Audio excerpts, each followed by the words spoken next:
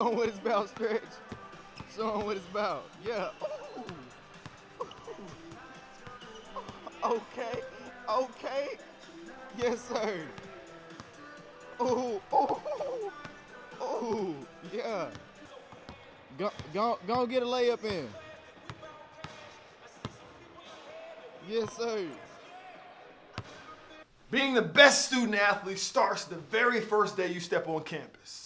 The very first day. It doesn't start when you're a junior, when you're a senior. It doesn't start when you've already been recruited. It's your very first day. Many people will say that you need to lead in all statistical categories, score the most points, get the most rebounds, block shots, things like that. Today I'm going to give you 5 ways you can stand out in a positive way being a freshman. The great thing about this video today, it carries over for high school and college.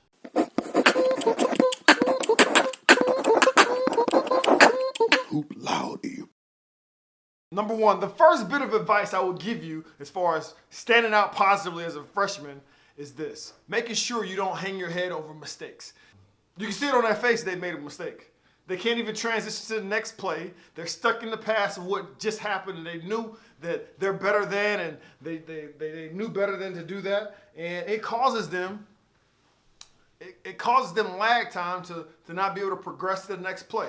And we have to be careful because a lot of times people mistake being competitive with pouting. They mistake being competitive with throwing a towel or cussing out your coach or your teammate or being uncoachable. They mistake that for being competitive. And it's not. It's not. It's a flaw. And you got to work on that. That's not being competitive because you want to pout. That's not being competitive because you want to storm off the court. That's not what competition is. It's not what being competitive is. So making sure you can separate the two. What I'm telling you is if you want to stand out positive as a freshman, certainly for any other player as well, sophomore, junior, senior, is to go on to the next play, to not be so worried about what happened previously. If you made a turnover, so what? You know, if you miss a shot, so what? If you airballed a shot, so what? Move on to the next play. That's a big thing that you can do if you want to stand out as a freshman. And that carries on in the classroom as well, right? Understand that, listen, some of y'all are going to make straight A's. Some of y'all are going to be on the dean's list, and I hope you are. But as for me, I was not. I was not on the dean's list. I was not making the best grades. And, you know, if I would have prepared a little bit better, I would have been able to do that, but I wasn't doing that when I was going through the process. But the thing that would have hurt me, the thing that hurt me the most is not being able to forgive myself off of a test that I've taken beforehand. Can't, because now I'm going to this new test with a negative mentality, with negative energy, and now I don't have a chance of doing well in this next test because I'm so beholden to what I did previously. So if you want to stand out as a freshman, forgive yourself off mistakes you've made and go on to the next play, whether that's on the basketball court, whether that's in your sport, or whether that's in the classroom. Just go on to the next play, learn from it, and go on to the next play. The quicker you can do so, the less lag time that you have on that, the better off your overall outcome will be. So number 2, if you want to stick out positively as a freshman, you want to go ahead and build successful academic habits. Build successful academic habits. What that means is, first, do you know how you study? How you study, not how everybody else study. I tell a story all the time how, you know, in college we used to have these study parties where everybody comes to one room and we sit there and study and talk and catch up, and that may work for you, but it never worked for me. A person that failed the 6th grade, failed the 8th grade, socially promoted from the 8th to the 9th grade special education classes, me being in a total room with everyone studying is not going to work. I'm the type of person that I can't read and hear my heartbeat at the same time without losing my concentration, let alone be in a room full of people that's talking about this and that. Like I need silence. I need silence. So how do you study? You got to figure that out. The earlier you figure that out, the better you do in your classes. But aside from building habits just as far as study habits, building habits as far as meeting with your teacher, your professor, before you need them, right? Making sure that that person doesn't think that you're just like every other student athlete, that you're just here for your sport and any other misconceived notions they may have in their brains about student athletes. Making sure that, you know, you do stop by during their office hours and check in and make sure that you have, you know, the opportunity to clarify some things. Making sure that you do communicate with those individuals as far as role games and not assuming that it's their job to know when you have role games. Making sure you do that. That's a great habit. Another academic habit that people have is meeting with their advisors, making sure that the classes they're taking, speaking in college, making sure that the classes they're taking are aligning with their career goals, their majors, their minors, whatever that is. Doing that early on. A lot of people don't do that until at the semester when it's time for them to re-up on other classes. But you need to make sure on a regular basis that these classes are going to get you where you want to go. So that's a big thing. Having a planner is another academic habit that you want to build early. You start having these times when you study, not just waiting to the end of the night when you're binge studying, trying to study before you get some sleep. Not that, but actually scheduling time on when you should study. I don't know if some of you did. I don't know if some of you seen one of my interviews when I interviewed a young man that had a 4.0 GPA while winning a national championship. He talked about studying on the bus. He's talked about using those times between classes instead of napping like I did and really maximizing those times instead of just messing that off. And that worked for him. So building study habits, building academic habits. If you want to stand out as a freshman, this is big, and it can set you up for a higher trajectory moving forward than it would have if you just kind of wing it and fly by the seat of your pants. Number 3, I talked about building habits as far as academically, but building habits as it relates to athletically as well. So meeting with your coach. Do you know what your coach actually wants out of you? Do you know if your mindset and how you approach the game aligns with the mindset and what your coach wants you to do? You know, a lot of times we can find ourselves playing the role that our ego wants us to play and not playing the role that our team wants us to play. So making sure that we align with our coach on those things as well. Things like watching film is a good athletic habit to set if you want to stand out as a freshman. Taking care of your body is another one. Icing and recovering and making sure you get an adequate rest. And my 4th thing you should do to stand out as a freshman in a positive way is ask questions. Ask questions.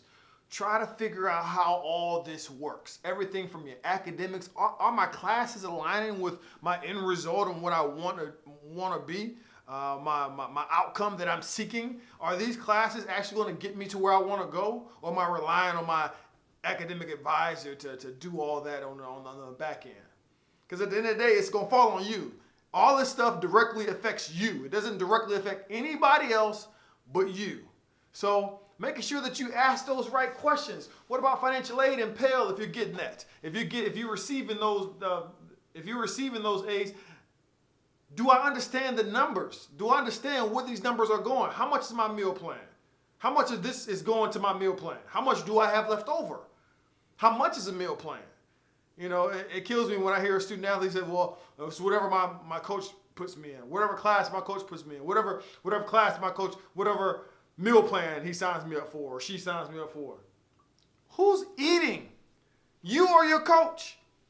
You. So even if they're paying, I don't care if they're paying or not, regardless if you're on a full ride or not, like you should make sense of the numbers, because the quicker you can grasp the numbers and make sense of it, the more practical decisions you're going to be making, right? There's going to be some people, not all people, but there's some people that's going to try to take your ignorance for their own particular gain. That's why you see so many, banks offering loans to college age students, because they know that you're not knowledgeable about what you're signing up for. You see free money for my loans I can take for spring break. They see dollar signs that you're going to be paying back to them until you're 50, 60, 70 years old on some loans that you did not need. So make it a priority to learn the numbers of college, to learn if your actual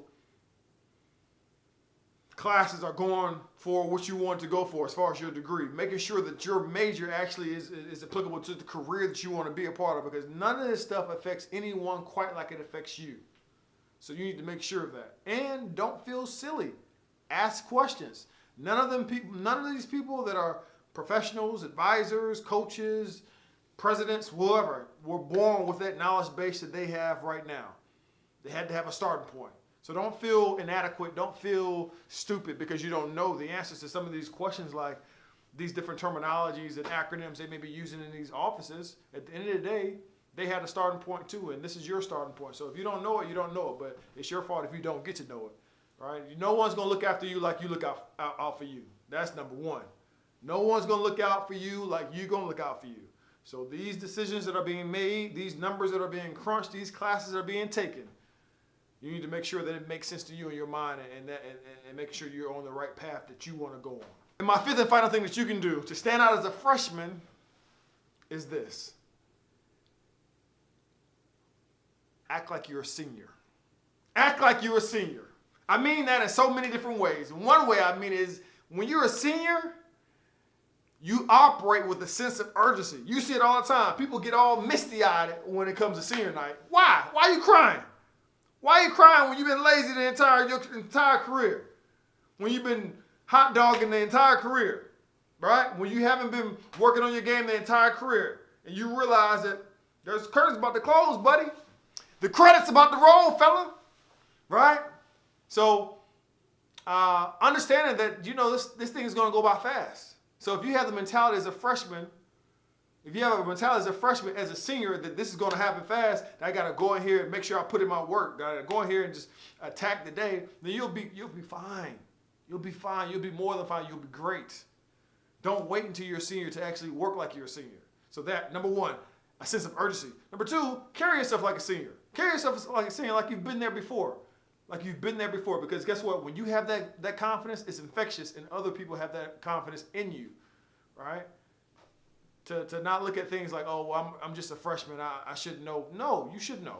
You should put enough pressure on yourself that you should know. You want to perform like you're a senior. And in the event that you don't perform like you're a senior and you mess up, like water to a duck's back, let it roll off and keep going. But you should set your bar high.